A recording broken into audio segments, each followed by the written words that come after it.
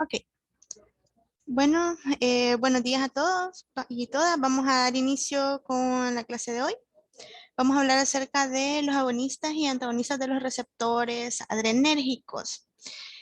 Prácticamente, si se fijan, le vamos dando continuidad a todo lo relacionado con los fármacos que intervienen con los receptores, ¿verdad? En este caso, vemos que vamos a hablar pues acerca de la adrenalina, noradrenalina, dopamina, es decir, catecolaminas y todos, digamos, los fármacos que puedan tener una acción muy parecida a la de ellas o por el contrario, los que pueden llegar a bloquear las acciones de ellas.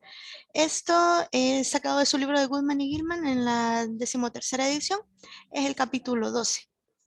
Ya tiene acá mi correo electrónico por si tienen alguna duda acerca de la clase, entonces ahí me pueden escribir cuando ya hayan leído su capítulo, ¿verdad? Bueno, entre los objetivos que tenemos para la clase de hoy, si se fijan, son un montón. Realmente, como les hemos venido diciendo desde el inicio, ¿verdad? La clase, no quiero llamarle una guía esta vez, sino que quiero llamarle un pequeño resumen del resumen del resumen. Y se quedarán ustedes, híjole, o sea que es un montón. La verdad es que sí. Cuando ustedes vayan a leer su capítulo de libro, se darán cuenta que son como 60 y pico de páginas las que hay que leer. Realmente lo que he querido poner acá es como lo más importante que les ayude a ustedes a poder comprender de qué estamos hablando, cuál es la diferenciación entre cada uno de estos tipos de familias. Entonces, vamos a hablar acerca de las bases fisiológicas de la función del receptor adrenérgico. Esto va a ser más que todo un pequeño repasito de fisiología, porque creo que más o menos nos acordamos, ¿verdad? Vamos a hablar de la clasificación de los fármacos adrenérgicos, su uso mecanismo de acción y vamos a mencionar algunos ejemplos. Con esto desde ya les digo que al final de la clase hay un pequeño cuadro en el que he colocado yo unos medicamentos junto con su mecanismo de acción para que ustedes los identifiquen y luego puedan decir a qué pertenecen. Por ejemplo, si son alfa, si son beta, si son, bueno, ustedes ya lo van a ver a lo largo de la clase, para que así les quede ese pequeño ejercicio y lo puedan resolver y puedan ir ejercitando. Luego tenemos conocer las propiedades farmacológicas y efectos de los principales catecolaminas. Como mencionábamos, estas son, digamos, de las tres principales que vamos a ver, aunque hay una más que ya se las vamos a mencionar. Vamos a conocer las propiedades farmacológicas y efectos de los principales agonistas de los receptores alfa y beta adrenérgicos. Vamos a mencionar las propiedades farmacológicas de los agonistas simpático-miméticos diversos. Determinar el uso terapéutico de los simpático-miméticos. Entonces, prácticamente es todo lo que tenga que ver con los simpático-miméticos. Conocer la clasificación de los antagonistas de los receptores adrenérgicos, como les digo, aunque la clase en su gran mayoría va a estar dada a los fármacos que cumplen una función similar a las catecolaminas, también vamos a ver cuáles son los que van a estar bloqueando. Y vamos a describir las propiedades farmacocinéticas de los antagonistas de los receptores alfa. Entonces vamos a comenzar con un pequeño repasito y aquí voy a pedir ayuda de ustedes y dirán, no, ya nos va a preguntar, pero realmente lo que vamos a ver ahorita es bien fácil. Si nosotros hablamos acerca de las generalidades de, digamos, la conexión sináptica, cuáles serían los neurotransmisores que vamos a ver dependiendo de qué parte del sistema nervioso estamos hablando, nos vamos ahorita a remontar a cuando hablábamos acerca del sistema nervioso, digamos ya ahorita de una manera general. Recuerden ustedes que el sistema nervioso lo vamos a dividir nosotros en dos partes. Por anatomía, pues en sistema nervioso central y sistema nervioso periférico. Y el periférico por función lo vamos a dividir en otras dos partes, que son el sistema nervioso autónomo y el sistema nervioso. A ver, ¿cuál es el otro? Cuéntenme. Autónomo y ¿cuál es el otro? Somático. Y somático. Entonces, perfecto. Si ustedes recuerdan, la diferencia entre ellos era que, por ejemplo, en el somático nosotros teníamos como la capacidad de discernir qué era lo que estábamos haciendo. Podíamos mover nuestro cuerpo, etcétera, poner atención a lo que estaba pasando a nuestro alrededor, tener percepción, pero cuando estamos nosotros hablando del sistema nervioso autónomo, acá tenemos una capacidad que tiene nuestro cuerpo de hacer las cosas por sí mismo. Y ahí a su vez lo vamos a dividir en dos partes, que eran el sistema nervioso simpático y el parasimpático. Entonces recordarán de que decíamos que el sistema nervioso simpático le llamamos también sistema de lucha o huida, porque era el que nos iba a ayudar a ponernos como alerta, listo, para salir corriendo en el momento que lo necesitáramos, cuando tuviéramos que hacerlo, porque nos tuviéramos que en una situación de peligro o nos sintiéramos amenazados o algo por el estilo. Entonces iba a venir nuestro corazón, iba a comenzar a bombear mucho más rápido para enviarle sangre a nuestras piernas, que las piernas corrieran, que los ojos tuvieran midriansis, etcétera. Y por el contrario, íbamos a tener nosotros al sistema parasimpático que nos iba a comenzar a disminuir todos esos efectos cuando ya el peligro pasara. Entonces, quiero que nos fijemos ahorita en la parte del sistema nervioso, pero justamente la que mencionábamos que es el sistema nervioso simpático. Pero esperen, voy a poner el puntero. Va. Entonces, cuando nosotros estamos hablando del sistema nervioso simpático, recuerden de que vamos a tener el proceso de la transmisión por medio de neurotransmisores que más que todo va a ser noradrenalina a nivel postganglional. Entonces, con estas pequeñas palabritas, si ustedes no recuerdan muy bien a qué se debe, pues apúntenlo y luego vamos a hacer nuestro resumencito, nuestra búsqueda de información para poder completar. Entonces, cuando nosotros estamos hablando de qué tipo de receptores o de sustancias vamos a hacer conjugación, ¿verdad?, entre el neurotransmisor y el receptor, ¿cuál va a ser la sustancia con la que vamos a estar trabajando en estos casos? Pues saben ustedes que para el sistema nervioso simpático vamos a estar trabajando con las aminas. Las aminas que las conocemos comúnmente como las catecolaminas. Ya vamos a ver por qué les llamamos así.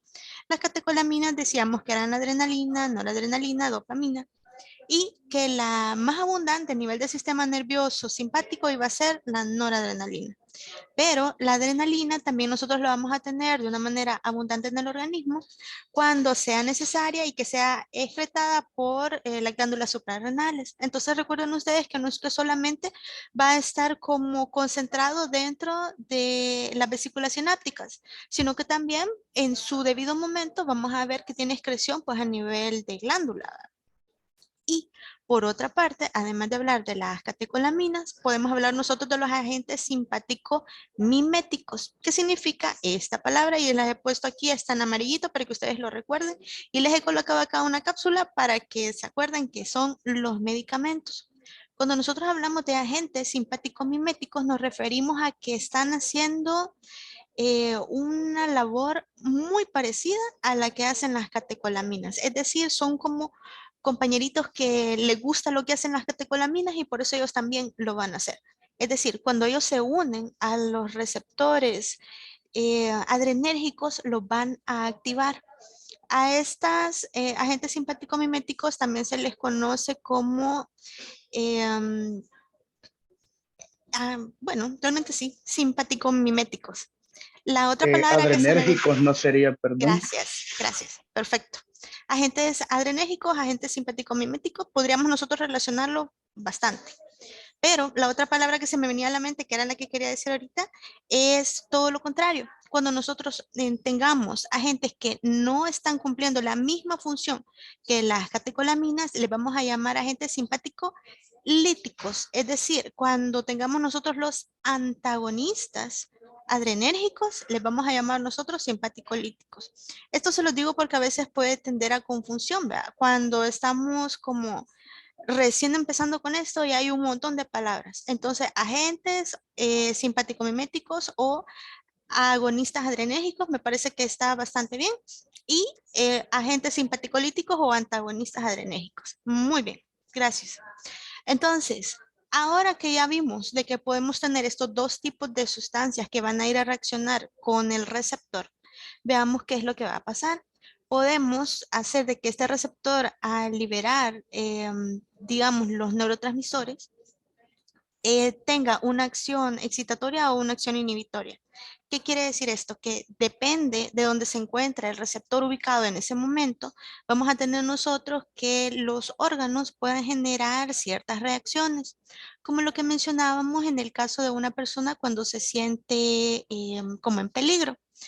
Si nosotros habláramos de los vasos sanguíneos y del corazón, Ya les decía yo, nosotros vamos a ver que el corazón comienza a latir más rápido. ¿Por qué? Porque esa es una reacción con la que va a verse identificado, digamos, el flujo de adrenalina que hay en el cuerpo.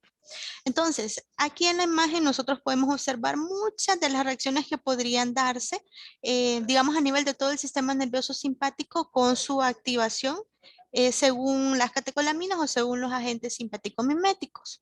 También vemos que además de tener una acción excitatoria o inhibitoria de todos estos órganos, podemos tener un aumento o disminución de las acciones metabólicas. Por ejemplo, si yo les preguntara ahorita, cuando una persona se siente en peligro, ya dijimos, el corazoncito va a comenzar a bombear más sangre, va a pasar mucho más rápido la sangre, por supuesto, para poder llegar a todos los órganos que lo necesiten en ese momento. Como decíamos, van a ser los miembros inferiores más que todo. ¿Qué sucedería entonces con el hígado? ¿Ustedes creen que llega a cumplir alguna función en ese momento o él va a estar tranquilito o qué opinan al respecto? ¿Será que nuestro cuerpo Las catecolaminas estimulan procesos metabólicos como la glucogenólisis, excelente, obviamente para generar más energía. perfecto? Siento de que están súper bien ubicados y me encanta. Cuando nosotros, digamos, nos encontramos en esos momentos donde necesitamos sacar más energía de la que con la que contamos, por supuesto, vamos a tener nosotros la degradación del glucógeno. Me encanta. Felicidades, muchas gracias. ¿Qué más? Vamos a tener algunas acciones endocrinas. Creo de que, como les decía, esto es parte nada más de un proceso como de recapitulación y creo que están bastante bien. Solo voy a hacer una pregunta final. Em, Vamos a ver, en el ojo ya dijimos que vamos a tener una dilatación de la pupila. A nivel de las glándulas salivares, ¿qué creen que sucede? ¿Será de que hay una mayor producción de saliva o una disminución? Mayor. A ver, ¿qué Yo digo piensan? que reducir la salivación excesiva. Ok. ¿Qué dicen los demás? Fíjense, tratemos de identificar alrededor de todo el proceso por el que está pasando nuestro cuerpo. Recuerden que requiere todo el líquido que lo puede concentrar en una, digamos, mayor potencia. ¿Para qué? Para que nuestro cuerpo pueda disponer de él porque lo necesita. Entonces, imagínense, les voy a hacer otra pregunta para que ustedes puedan comparar. ¿Qué pasará con la vejiga? Con los riñones, con los uréteres, cuéntenme. Antidiurético. Efecto antidiurético sería. Ok, nosotros vamos a ver de que va a haber un efecto de reabsorción o un efecto antidiurético, me encanta. Vean ustedes de que todo lo que se trataba de excretar va a quedar en ese momento detenido para que toda la sangre, todo el líquido esté a disposición de nuestro corazoncito que lo necesita para estar bombeando. Espérenme que tengo aquí unos chats. Me dicen va a haber disminución porque el sistema parasimpático aumenta la salivación. Por lógica, en una acción de estrés la disminuiría. Perfecto, José, gracias. Veamos, Catherine nos dice, produce una vasoconstricción a nivel de la glándula parótida. Excelente. Cuando se da la vasoconstricción, y este es un fenómeno del que vamos a estar hablando muchísimo ahorita en la clase, recuerden ustedes que vamos a tener también un aumento de la presión arterial. Al tener nosotros una vasoconstricción, un aumento de la presión arterial, un efecto antidiurético, ven que todo lo que estamos haciendo es tratar de concentrar la sangre lo más que podamos. Entonces, creo que vamos muy bien, excelente. Veamos entonces ahora. Algunas localizaciones de los receptores alfa y beta adrenérgicos los vamos a tener, digamos, en diferentes partes de nuestro cuerpo. Según el lugar donde ellos se encuentran localizados, ustedes van a poder ver de que ahí se va a dar el efecto. Lo que hablábamos hace poquito, solo que ahora ya un poquito más focalizado. Vemos, por ejemplo, los alfa, los vamos a tener a nivel de corazón, de hígado, cerebelo, corteza cerebral, próstata, pulmones, podemos tener en los riñones, en vasos sanguíneos. Fíjense que más que todo, cuando hablamos de los receptores alfa, acuérdense ustedes de los vasos sanguíneos, porque aquí es la base principal. Alfa, ustedes recuerden, tiene que ver con los vasos sanguíneos porque está relacionado con la vasoconstricción. ¿Ven? De que vamos a ir como creando el caminito por donde el caminito quizás mnemotécnico, ¿verdad? Para que nos vayamos acordando.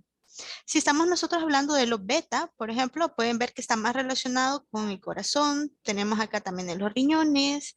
Tenemos también en los vasos, aunque va a ser, digamos, la acción de ellos un poco más baja que la de los alfa.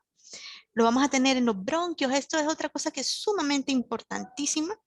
Entonces, nos vamos a dar cuenta de que tenemos que saber exactamente qué tipo de receptores adrenérgicos se encuentran en cada una de las partes del cuerpo para nosotros poder dar un plan de acción. Es decir, ¿cuál sería el tratamiento indicado para poder contrarrestar ciertas patologías o ciertos procesos por el que nuestro paciente puede estar pasando en ese momento?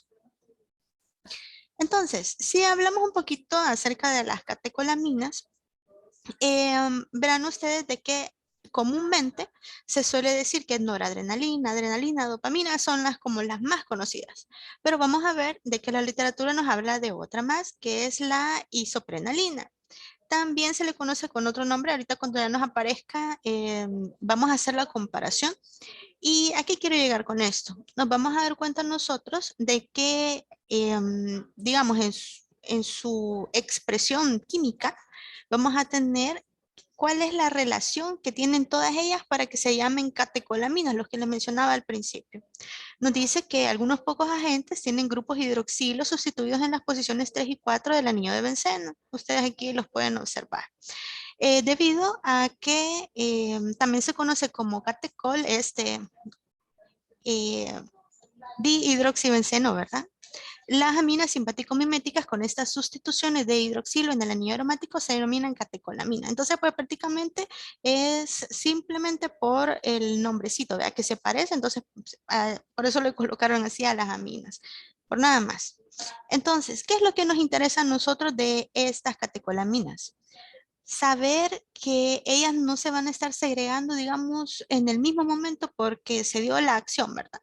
Sino que van a estar siendo coleccionadas dentro de pequeños saquitos que van a estar, digamos, entre las conexiones. Podemos nosotros ver acá la sinapsis adrenérgica, ¿cómo se va a dar? Pues se va a dar la síntesis del neurotransmisor, va a haber un almacenamiento del neurotransmisor en los saquitos, vamos a tener la liberación de los neurotransmisores, vamos a tener una interacción con el receptor y vamos a tener la terminación de la acción. Y la receptación, es decir, volver al inicio, ¿verdad? ¿Qué es lo que nos interesa? Pues sabemos nosotros que tenemos una neurona presináptica, que es donde vamos a tener los saquitos que después se van a liberar, y la posináptica, donde vamos a tener nosotros los receptores de membrana. Realmente creo que esto es algo bien básico, no vamos a profundizar más allá, pero es importante que ustedes sepan que con la presencia, el potencial de acción, es que vamos a tener nosotros la liberación, ¿verdad? De las catecolaminas. Entonces podemos clasificar ahora los fármacos adrenérgicos según su mecanismo de acción y vamos a mencionar algunos ejemplos. Fíjense que en su libro de Goodman aparece un esquema que es bastante bonito, pero que está bastante borroso. Entonces me debatí entre ponerlo o no. Entonces, al final, fíjense que buscando ahí en internet, encontré el mismo esquema, solo que hecho de una manera distinta.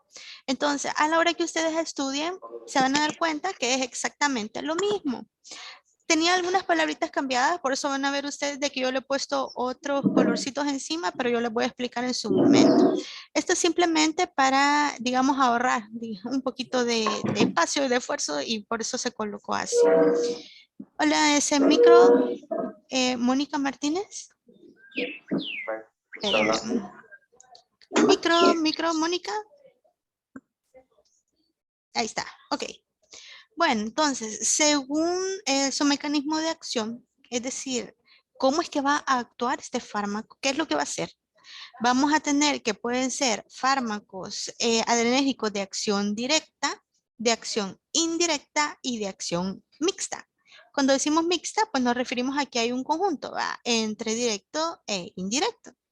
Entonces, las directas, ¿a qué nos referimos? Vamos a ver nosotros que se unen y activan a los receptores adrenérgicos. Era lo que mencionábamos al inicio, que ellos van a actuar cual fueran o como si fueran catecolaminas, pero como solo se parecen, digamos, también van a tener la posibilidad de venir y activar a los receptores adrenérgicos. Entonces, se unen a ellos, los activan y listo. Por eso decimos que es una acción directa sobre el receptor. Pero nos vamos a dar cuenta que como todo en esta vida no va a ser tan fácil. ¿Por qué? Porque hay algunos que, digamos, pueden tener una selectividad exclusiva por algunos de estos receptores y otros que pueden estar actuando sobre todos los receptores. Fíjense que para algunas situaciones es como bastante conveniente que un solo medicamento pueda estar actuando en varios receptores porque eso significa que donde caiga va a haber una acción. Y si las acciones que va a hacer son buenas, pues bienvenido sea. Pero hay otras situaciones donde podemos tener nosotros que el mismo fármaco vaya a actuar en varios receptores, pero las respuestas que dé con uno sean favorables y con otra cosa no sean favorables para el organismo. Entonces, ¿a qué quiero llegar con esto? Que no nos casemos con que, selectivos, esos son los mejores y los no selectivos no son buenos, sino que ambos son buenos, pero tienen sus pros y sus contras. Entonces, cuando nosotros hablamos de las acciones directas selectivos, vamos a ver, si se fijan acá, que hay unos que dicen alfa 1, alfa 2, beta 1, beta 2. Significa que solamente en ese receptor van a actuar. Por ejemplo, la fenilefrina solo va a actuar en los receptores alfa 1. ¿Recuerdan ustedes o habrán escuchado alguna vez hablar de la fenilefrina? Yo creo que sí, es algo bien común y que nos lo autorrecetamos. ¿Alguien ha Las escuchado? gotas para los ojos. Ok. ¿Para qué más? Algo así como que más todavía sencillo. Los antigripales. Muy bien. Vamos a ver de qué nos va a servir para controlar la rinorrea. En el caso de lo que decías tú de las gotas para los ojos, ¿cuál dijimos que era como el efecto principal de los alfa? Que va a crear una vasoconstricción. Entonces, a la hora de la hora, imagínense, tenemos una persona que tiene los ojitos así como bien rojos. ¿Y qué es lo que quiere hacer? Pues quitarse ese color de rojo de los ojos. Por eso tenemos estas gotitas vasoconstrictoras que van a hacer que el ojito se ponga clarito nuevamente. Fíjense que ese tipo de cosas no sería como muy recomendable de hacer, al menos no siempre, ¿verdad? No estar como dependiendo de esas gotitas, sino decirle a nuestro paciente, ¿verdad? Que trate de tener una vida quizás un poquito más descansada, que trate de dormir, que tome agua, etcétera. Ustedes ya saben todo ese tipo de situaciones, porque podemos llegar a formar pequeños mini microcoágulos que podrían llevar a otro tipo de problemas más adelante en nuestro paciente. Pero sí, efectivamente ahí lo tenemos. Tenemos entonces que para los alfa 2, por ejemplo, la selectividad de la clonidina solo va a ser para él. De la dobutamina para los beta 1, terbutalina para el beta 2. Para los no selectivos, tenemos, por ejemplo, acá, alfa 1 y alfa 2, ustedes lo pueden ver, beta 1 y beta 2, isoproterenol. Tenemos aquí alfa 1, alfa 2, beta, beta 2 para la epinefrina. Decíamos de que si un fármaco o una catecolamina iba a tener una especificidad o no la tuviera, todo iba a depender del efecto, ¿verdad? Lo que nosotros estuviéramos esperando. Si vemos acá epinefrina o la adrenalina, que es lo mismo, la vamos a tener ella activa en todos estos receptores, lo que significa que algo va a ir a hacer. Y gracias a Dios, las respuestas de la adrenalina son bastante buenas porque ayudan, ¿verdad? A que nuestro cuerpo se mantenga vivo. Vamos a ver más adelante, cuando hablemos así un poquito más a profundidad de los ejemplos, que pues prácticamente ella va a estar involucrada en muchos de los procesos que tengan que ver con, digamos, la vasodilatación a nivel de vasos sanguíneos y con el aumento del inotropismo o cronotropismo en el corazón. Estas dos palabras ya la habían escuchado antes, inotrópico y cronotrópico. Y Si no en me el equivoco, son corazón, los que marcan las el ritmo. propiedades del miocardio. Ok, veamos, ¿qué es el cronotropismo? Es un ritmo, digamos, por decirlo de alguna manera. Ok, crono, recuerden ustedes, se refiere a tiempo y tropismo significa aumento. Entonces vamos a ver nosotros un aumento del el latido cardíaco, cronotropismo. Y el inotropismo. Es la contractilidad. Correcto. Vamos a tener nosotros un aumento de la fuerza de contracción. Excelente. Vale. Entonces, a la vez que ya vimos nosotros que estamos hablando que de los de acción directa podemos tener los selectivos o no selectivos, vemos que también podemos tener una clasificación aparte, que decíamos que pueden ser catecolaminas o no catecolaminas. Yo creo que eso ya lo tenemos un poquito más claro, pero igual se los pongo aquí por cualquier cosa. Catecolaminas solamente van a ser adrenalina, noradrenalina, dopamina y el isoproterenol. Y tenemos acá las no catecolaminas, que son todos los otros ejemplos que teníamos acá. Me imagino de que entre las que podemos observar en este espacio, dirán ustedes, ay, me conozco algunas, conozco la clonidina, conozco la tributalina, el salbutamol, las he escuchado antes. Nos vamos a dar cuenta exactamente por qué es que se utilizan en determinados propósitos en relación a los fármacos adrenérgicos. Veamos entonces ahora los de acción indirecta. Les mencionaba de que es exactamente lo que aparecía en su libro, solo que puesto de una manera diferente y que vean unos cuadritos acá que yo le había cambiado. Entonces, no temáis porque está exactamente igual como está en su libro.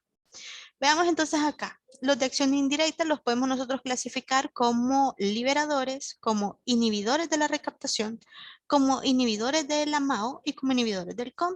Recuerden ustedes que estas siglas de estas enzimas pues están haciendo referencia a la monoaminooxidasa y este COM, ya se los digo porque tiene un nombre más largo y raro, es el catecol ortometiltransferasa. Entonces, ¿a qué se refieren estas dos? Cuando, digamos, se va a dar el proceso de degradación de las catecolaminas, ellas son las que lo van a iniciar. Entonces, cuando nosotros estamos hablando de inhibirlo, significa que vamos a detener ese proceso y por ende vamos a tener un, digamos, aprovechamiento mayor de las catecolaminas que van a estar siendo usadas en ese momento. Entonces, liberadores, pues tenemos acá anfetaminas y la tiramina. ¿Qué quiere decir esto? Que vamos a estar estimulando a que se libere, a que esos saquitos estén transmitiendo mucho más. Tenemos acá a la inhibición de la recaptación, en este caso pues tenemos a la cocaína.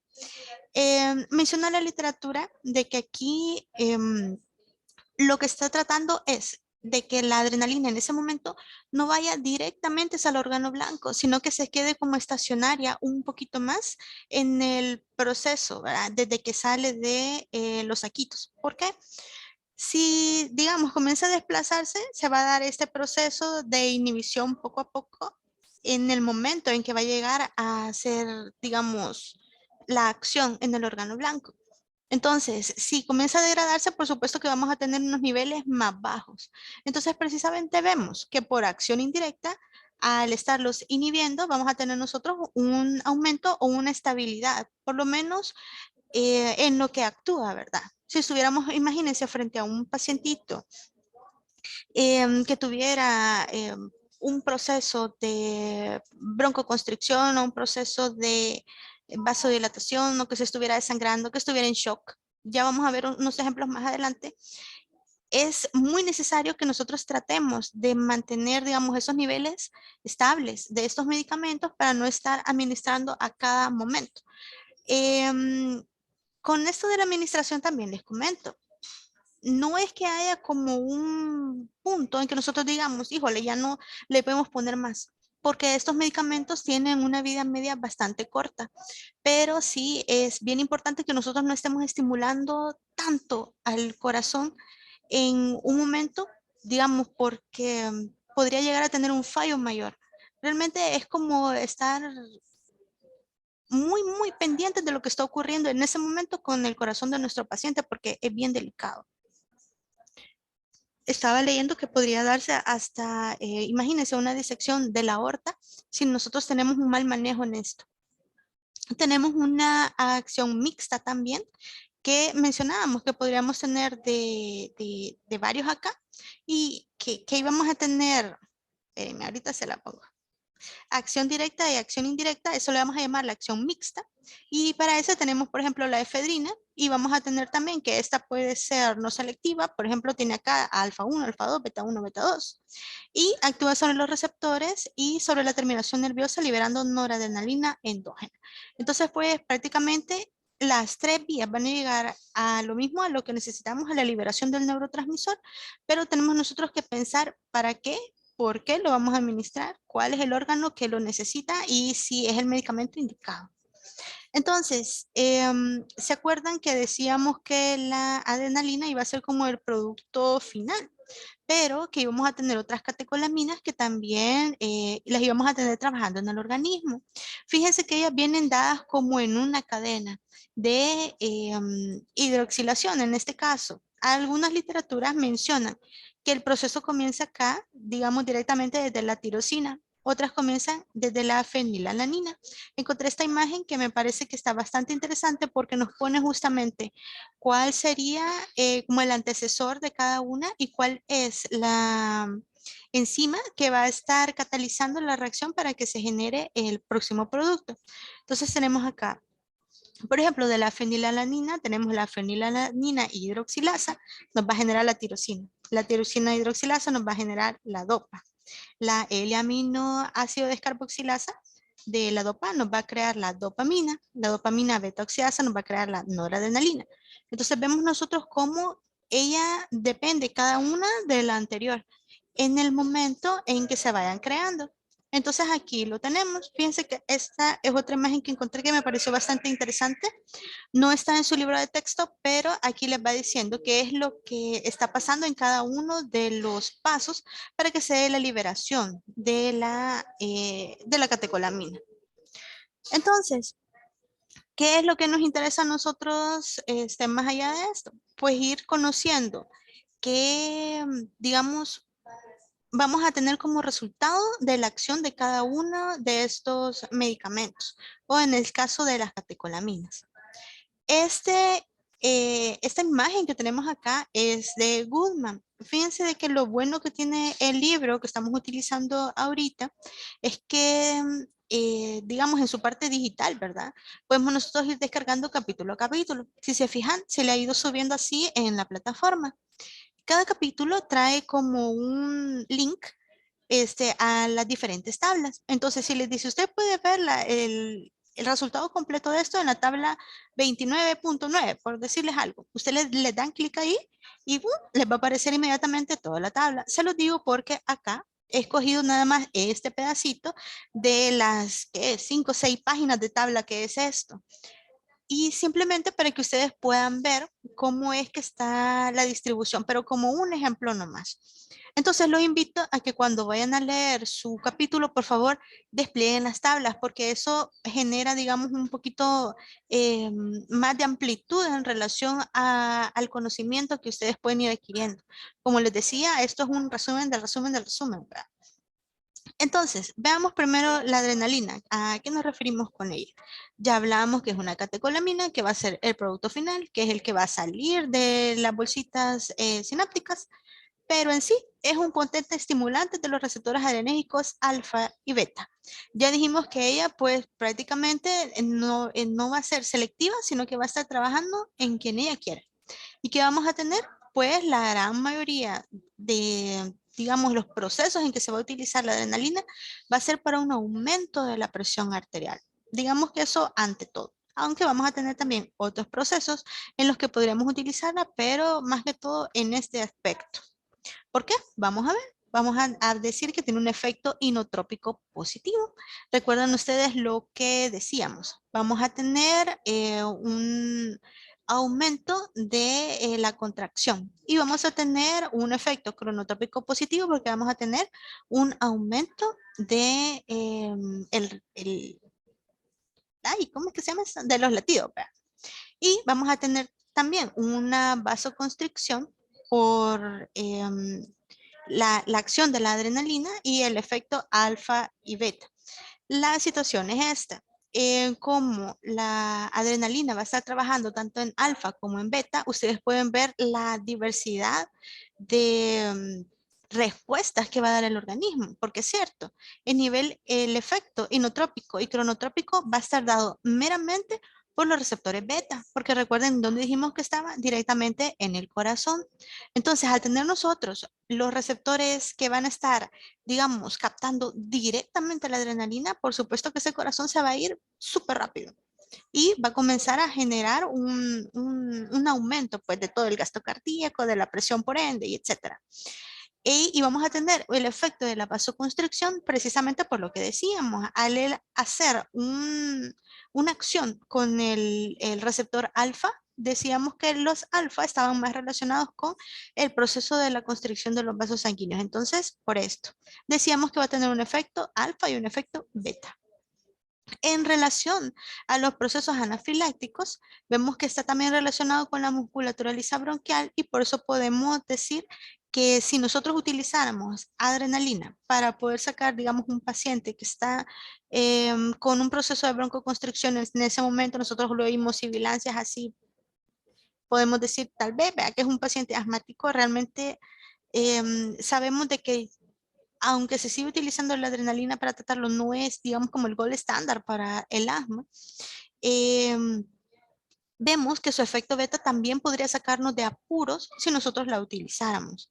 Pero vamos a ver de que hay otro tipo de medicamentos que están mejor dedicados para eso. También vamos a tener, como decíamos, el efecto vasoconstrictor. Recuerdan que mencionábamos que si había un paciente, por ejemplo, que tuviera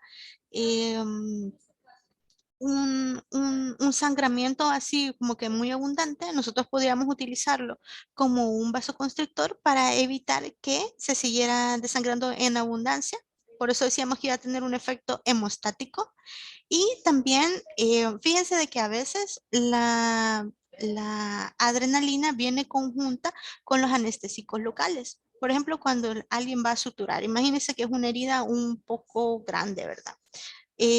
Hay algunos que vienen ya la preparación de bifásica entre adrenalina y anestésico o algunas otras personas que inyectan adrenalina e inyectan anestésico por aparte, ¿verdad? ¿Qué es lo que sucede? Por el efecto vasoconstrictor que tiene la adrenalina, va a ser de que, digamos, se disminuya el riesgo y por ende el efecto del anestésico sea más prolongado. Porque saben ustedes de que también hay que tener mucho cuidado con la cantidad de anestésico que se va a colocar a los pacientes. Y eso decimos que es un efecto meramente alfa. Entonces, entre las respuestas de los órganos efectores está lo que mencionábamos. Como les digo, hay un montonazo más, pero puesto nada más aquí corazón y vasos sanguíneos para que ustedes se lleven la idea de lo que van a encontrar en ese cuadro. Por ejemplo, en el nodo sinoauricular, que saben ustedes que es el activador, vamos a ver cuál va a ser la respuesta que nos va a dar eso. Pues por supuesto, al tener un aumento del automatismo, una frecuencia cardíaca aumentada, vemos que están dos crucitas, es decir, bastante. Y los receptores que van a estar trabajando aquí van a ser los beta 1 más que los beta 2. Ven que hasta todavía en los receptores tenemos nosotros como, aunque sean de la misma clase, unos que van a estar respondiendo más que otros. En la aurícula vamos a ver un aumento de la contractibilidad y la velocidad de la conducción también. Y vamos a tener beta 1 más que beta 2. Si nos fijamos en corazón, beta 1 es como el máximo, ¿verdad? El escogido. Y a nivel de vasos sanguíneos, esto es para que ya recalcar súper, ¿verdad? Lo de los alfa y lo de la vasoconstricción. Vemos que a nivel coronario, a nivel de piel y mucosas, a nivel de músculo esquelético, vamos a tener una constricción de los vasos a favor de los receptores alfa 1. Yo creo que con esto sí ya nos queda súper claro que los alfa son vasoconstricción, los betas son el corazón. Vamos a tener algunos diferentes que, por ejemplo, los beta 1 dijimos que iban a estar respondiendo más a ciertos estímulos y los beta 2 más a otros. También que vamos a tener otro tipo de factores con los que los vamos a poder utilizar, no solo cuando estamos hablando del corazón. Veamos. Vemos que no es eficaz en la administración oral porque se conjuga y oxida rápidamente en el tubo digestivo. Esto es algo que es bien importante también en los medicamentos, que a la hora que nosotros queramos o busquemos cuál es la mejor opción para la administración, nos vamos a dar cuenta que no es posible que nosotros utilicemos un medicamento como este vía oral porque no va a servir de nada. Por supuesto que adrenalina vía oral, a la gente saber que no sirve, pues no se fabrica, ¿verdad? Espérenme que hay por acá un chat. ¿Hay alguna forma o caso en los que los beta 2 superen a los beta 1 y qué diferencia de efecto tendría? Sí, fíjate de que más que todo cuando estamos hablando nosotros de a nivel de pulmones, vamos a encontrar que los beta 2 van a estar presentes. Beta 1 creo que en pulmones no hay. Tendríamos que ir a repasar la tablita que les ponía al principio. Y si hay, pues hay en una cantidad bastante mínima, porque esto es más que todo a nivel de corazón. Entonces, vamos a tener fármacos que van a actuar directamente a nivel de beta 2, que por ejemplo en los pulmones, pero al tener nosotros también receptores beta 2 en el corazón, vamos a tener, digamos, procesos también acá. Ponemos bien claro el ejemplo acá, si quieres, del salbutamol. El salbutamol nosotros vamos a tener que es un agonista beta 2. Beta 2 lo vamos a encontrar nosotros en el árbol bronquial. Pero ¿qué va a pasar? También hay receptores beta 2 en el corazón. ¿Y qué es lo que hacen? Vemos que aquí aumenta la frecuencia cardíaca. Entonces, si nosotros estamos aplicando un beta 2 para los pulmones, para nuestro pacientito que es asmático, y vemos que también hay receptores beta 2 en el corazón, este pacientito muy posiblemente, por decir casi el 100% de los pacientes, pueden tener un aumento de la frecuencia cardíaca. Aunque fíjate que con el paso del tiempo, este corazoncito tal vez, ¿verdad? Podría llegar a decir, ¿verdad? O a acostumbrarse tal vez un poco y como generar un mecanismo de retroalimentación negativa tal vez para comenzar a bajar esas pulsaciones. Creo de que no es de que en todos los pacientes vaya a actuar igual el salbutamol en relación al aumento desmesurado de la frecuencia cardíaca. Pero tenemos otros pacientitos que sí, vamos a verlos a ellos que, por ejemplo, tienen una hipertensión arterial ya marcada. Si nosotros le ponemos un agonista beta-adrenérgico para beta 2, por ejemplo, el salbutamol, le va a dar taquicardia. ¿Por qué? Porque su corazoncito ya está un poco más débil también por estar lidiando con la hipertensión arterial. Entonces, no sé si con eso te ayudo. Yo creo que es un ejemplo bastante interesante. ¿Me cuentan? ¿Estamos bien? Ok. Chivo, chivo. Veamos. Ahora hablemos acerca de la noradrenalina. Espérenme que hay chat por aquí. Por eso es dañino ponerse muchas terapias como tratamiento de asma, porque según entendía, dañaba el corazón. Sí, fíjate que no, ¿cómo decirte? Comúnmente las terapias con salbutamol pueden llegar hasta 3 terapias. ¿Por qué? Vamos a ver de que a medida que la enfermedad va avanzando, vamos a tener, imagínate que estamos en una crisis asmática. Yo sé que ahorita no estamos hablando de asma, pero quiero aprovechar para solo mencionar esto.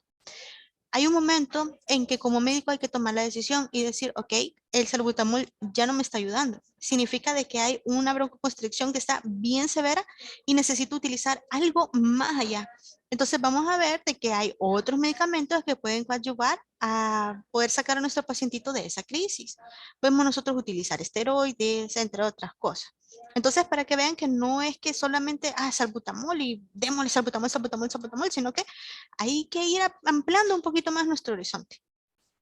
Ok, va, entonces con respecto a la noradrenalina, vemos que es un potente estimulante de los receptores adrenérgicos alfa. ¿Qué va a hacer entonces? Pues ya sabemos, va a hacer una vasoconstricción. Entonces, cuando nosotros tenemos un aumento de la vasoconstricción que vamos a tener, por ende, un aumento de la resistencia vascular periférica. Que vamos a tener entonces un aumento de la presión arterial también. Vemos que hay un incremento de la presión sistólica y un incremento de la presión diastólica. Vamos a tener una constricción de los vasos sanguíneos. Pues fíjense que a nivel de todo, pero el libro hacía mucho énfasis a nivel mesentérico y un aumento del flujo coronario de manera indirecta. Pues sí, porque vamos a tener nosotros un aumento de la presión, vamos a tener un aumento de flujo porque vamos a tener la sangre tratando, ¿verdad?, de subir. Vemos que no es eficaz en la administración oral porque se conjuga y oxida rápidamente. Lo mismo que pasaba con la adrenalina, no se puede tomar oral y puede causar una hipertensión grave. ¿Por qué? Porque si nosotros mantenemos una resistencia vascular periférica elevada mucho tiempo, vamos a tener una presión elevada, cada vez más elevada y elevada, que no va a poder ser compensada por un mecanismo de retroalimentación o algo. Y peor, si tenemos un paciente que es hipertenso de por sí y no está siendo controlado, entonces sería como bastante peligroso. Es por eso que en estos pacientes hay que estar bien pendiente de los signos vitales. Si nosotros vemos que se le ha subido demasiado de la presión, pues va a llegar un momento en que la noradrenalina tiene que detenerse. ¿Por qué? Porque se ha alcanzado lo que se pide en relación a lo que tenía el paciente en ese momento. Vemos acá que comúnmente es utilizada para el tratamiento del shock. Hay diferentes tipos de shock, pero hablemos ahorita, por ejemplo, del shock hipovolémico.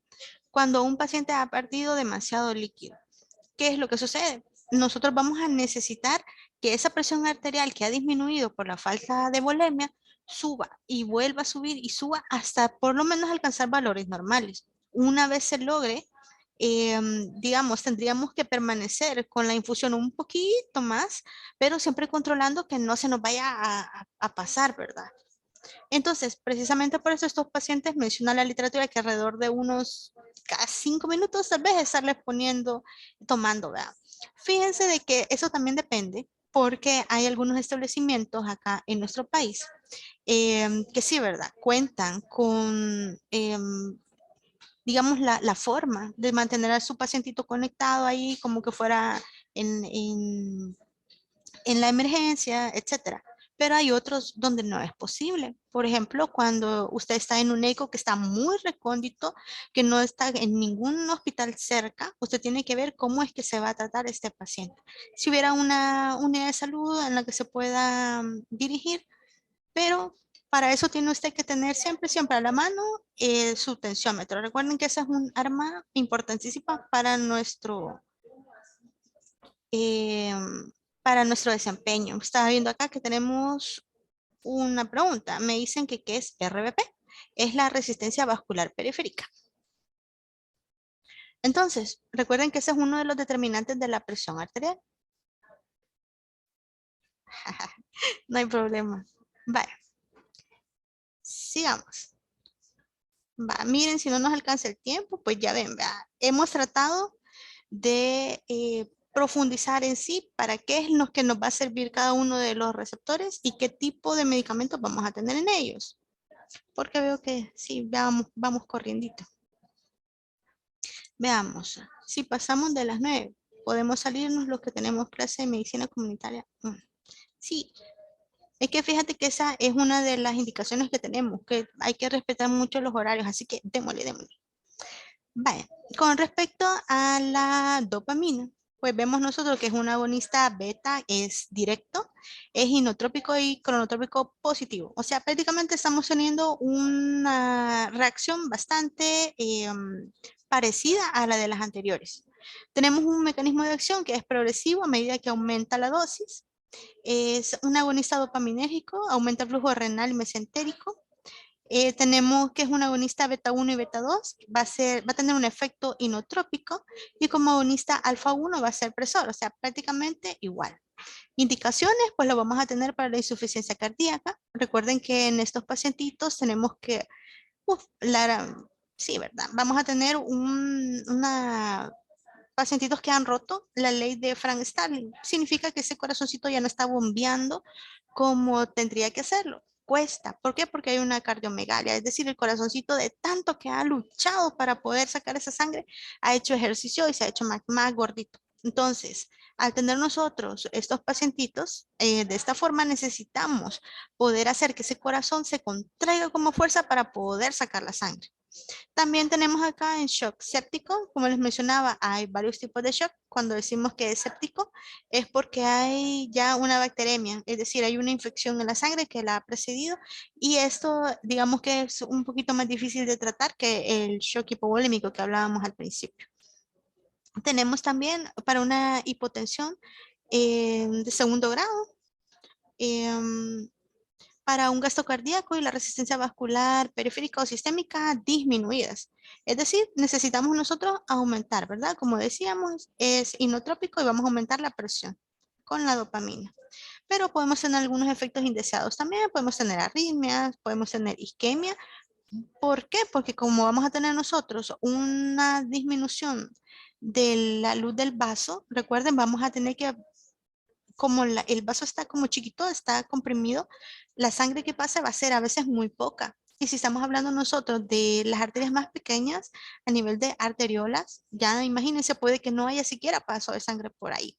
¿Y qué es lo que va a pasar? Podemos tener en esos momentos tejidos a los que no le llegue el oxígeno de manera adecuada. Y por eso entramos aquí en isquemia. Veamos. Tenemos también agonitas de los receptores adrenérgicos beta. Bueno, creo que ya hablamos de ello. Hemos venido hablando de eso pues prácticamente toda la clase. Bien, quiero ver. La dopamina puede ser utilizada en angina de pecho.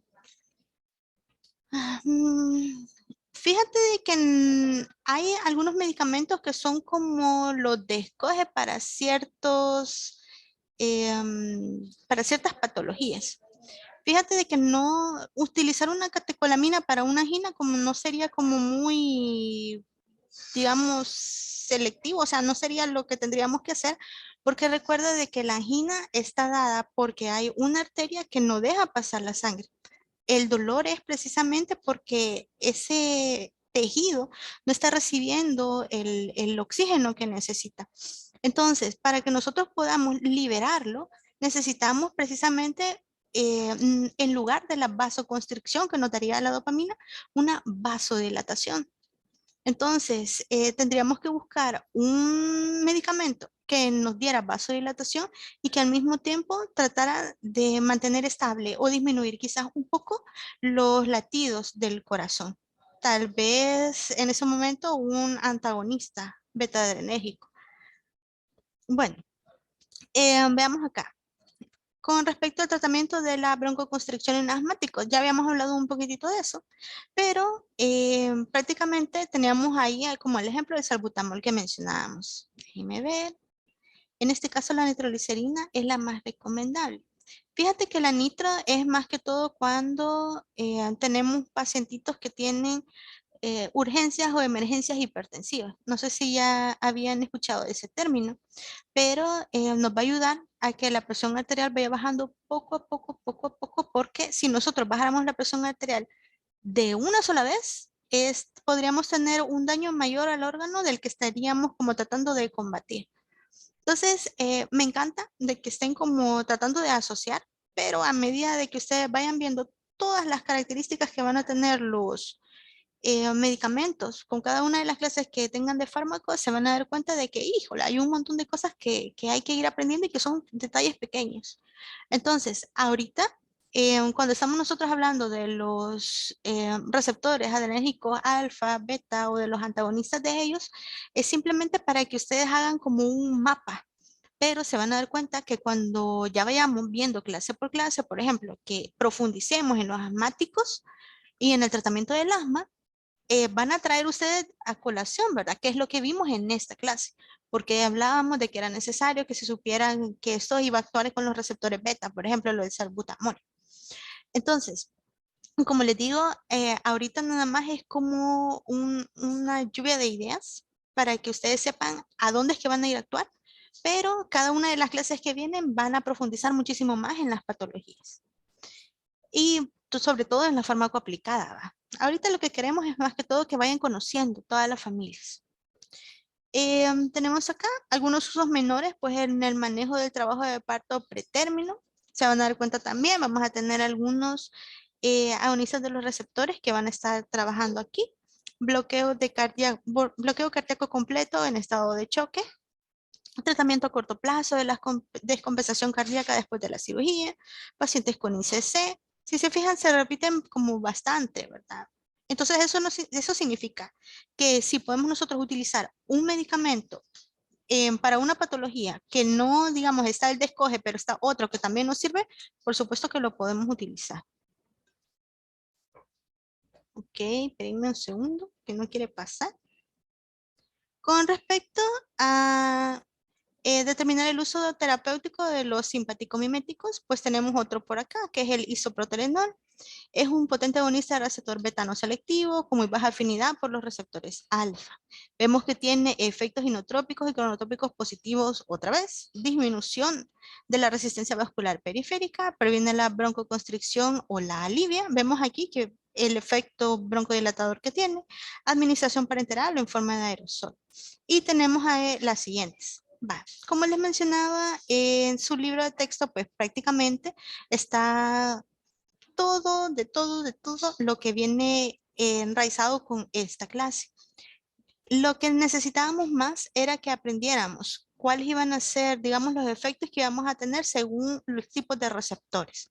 Ustedes pueden ver acá y en su libro de texto, los diferentes medicamentos, pero por cuestiones de tiempo, les voy a poner el cuadro que les decía, solamente para que ustedes puedan ver acá qué es lo que necesito que llenen. Esto. Vale. Este nada más es un pequeño ejercicio para ustedes, para que traten de interiorizar según lo que lean, según lo que han comprendido de la clase, que es la familia a la que pertenece cada uno de ellos. Es decir, todos son agonistas adrenérgicos, pero si son de receptores alfa, si son de beta, y si son de ellos, ¿cuáles son? Son beta 1, son beta 2. Simplemente lo que necesito es que vayan e investiguen para ustedes mismos, para que les quede como conocimiento, para que traten de comprender cuál es la indicación, cuál es la acción que van a tener, pero ustedes eso no me lo van a mandar. Esto no es nota, esto no es nada, sino que simplemente para que ustedes traten de interiorizar un poco más. Entonces, ¿qué es lo que pedimos? ¿Qué tipo de amina, simpático mimético, simpático lítico es? Ok, entonces con esto terminaríamos. Gracias por haberse conectado. Y como les dije al principio, vayan a leer porque es un montón. Muchas gracias, doctora. Muchas gracias. Gracias, Gracias, doctora. doctora. Gracias, Ok. doctora. Que les vaya muy bien. Y me voy a dejar de grabar y luego solo veo que llegó ahí un chat. Los que necesitan salir, salgan. Voy.